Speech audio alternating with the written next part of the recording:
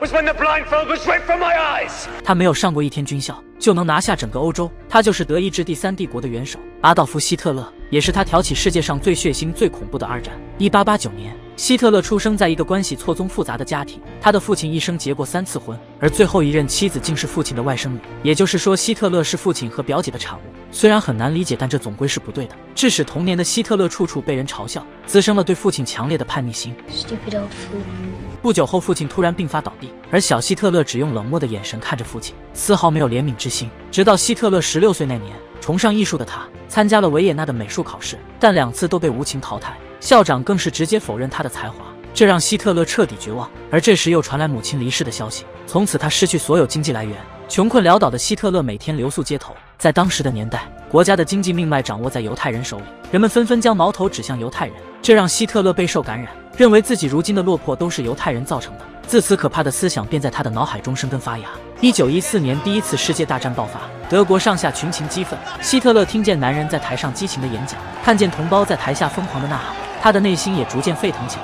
希特勒渐渐明白，只有战斗才能改变现状。于是他怀揣着满腔热血来到战场，这也是他第一次见识到了战争的恐怖。600人的小队只剩他一人生还，但他没有感到一丝害怕，反而每次主动请缨最危险的任务，从而屡立奇功，让他获得了荣誉勋章。也正是这份荣誉，一个恶魔正在悄悄诞生。1918年，敌军动用生化武器，希特勒遭到毒气感染，导致双目短暂失明。可他万万没想到，这次战役后，德国宣布投降。对于一个战争狂魔来说，希特勒必定无法接受这个事实。他撕下纱布，双眼血红。此时的他就像一个魔鬼，便暗自发誓。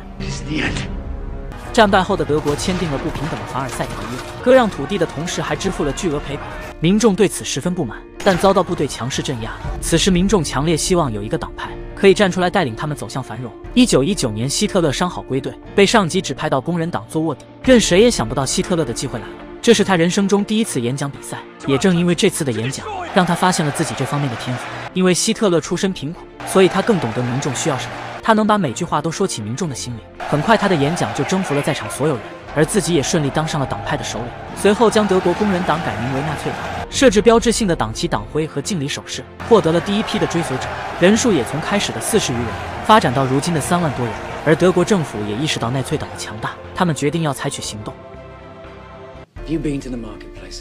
Do you know how much it costs for a loaf of bread these days? 500,000 marks. The wheelbarrows aren't big enough to carry the money in. 1923年，德国马克暴跌，金融界一片混乱。希特勒认为夺取政权的时机到了，便准备发起暴动。随着纳粹党的正式崛起，德国政府早已视为眼中钉，并开始禁止希特勒的演讲，还暗中联合其他党派将其推翻。而希特勒早有准备，提前召集武装力量，先发制人，当晚就赶到他们聚集的酒馆，这就是著名的慕尼黑啤酒馆暴动。最后却因同伴的告密，暴动直接被镇压。希特勒手臂中枪，当场被逮捕。但是没想到，在军事法庭上，他凭借自己的演讲天赋，将这场审判变成了自己的舞台。I was simply taking back that which was stolen from us 5 years before. If I am guilty of anything, then I am guilty of fighting to defend the rights of the German people. 大家都被他的演讲打动，全场响起了热烈的掌声，连大法官也被他折服，最终必死无疑的判国罪，变成了只判9个月的有期徒刑。但这并没有打压他一统世界的决心，监禁的生活过得比在家里还要舒适，更像是在韬光养晦。随后他还在狱中完成了自传，描绘出一幅震惊世界的蓝图。 We need a leader, a man of great vision, a man with the courage to grind his enemies' bones into the dust. And he lives today, and he will lead his people to victory. 很快就到了希特勒出狱的日子，此时的狱警也变成他的脑残粉，而且还第一次见到了自己的外甥女。面对这个可爱的女孩，希特勒和他的父亲一样，心中莫名产生了情愫。同样在这一天，他得知自己不在的日子里，纳粹党里出现了内讧，一个能力出众的年轻人戈培尔正在想办法把他踢出党内。1925年，辛登堡入选德国总统，而在当时的国会上，纳粹党仅仅只有3个席位。希特勒认为时机到了，立马召开慕尼黑会议。在会议上，他吸取了之前啤酒馆暴动的教训，改变了夺取政权的策略，用手段罢免了戈培尔领导人的身份。一盘散沙的纳粹党再次凝聚到一起，成为了希特勒最强的支持者。与此同时，希特勒对外甥女的变态情感愈加强烈，他看不惯外甥女和其他男人在一起，极强的占有欲让外甥女走向生命的尽头。看着外甥女的尸体，希特勒的内心逐渐扭曲。直到1929年，国内爆发了经济危机，这让很多民众对现在的政治极度不满。希特勒趁机大肆招募党派成员。在1930年国会选举上，希特勒承诺让每家都能吃上牛奶和面包，就是这句话让他大获全胜，在国会中获得了107个席位，从位居第9的最小党一跃成为国内第2大党，并在戈培尔的帮助下成功拿到德国国籍。1932年，希特勒参加了当年的总统大选，但最终以37%的支持率落选。虽然大选失败，但是内粹党因此名声大噪，成为了德国第1大党。随后，在1933年1月，希特勒如愿当上总理，可他的野心还远不止于此。他心中仇恨的萌芽随着政权的争夺，也越发茁壮了起来。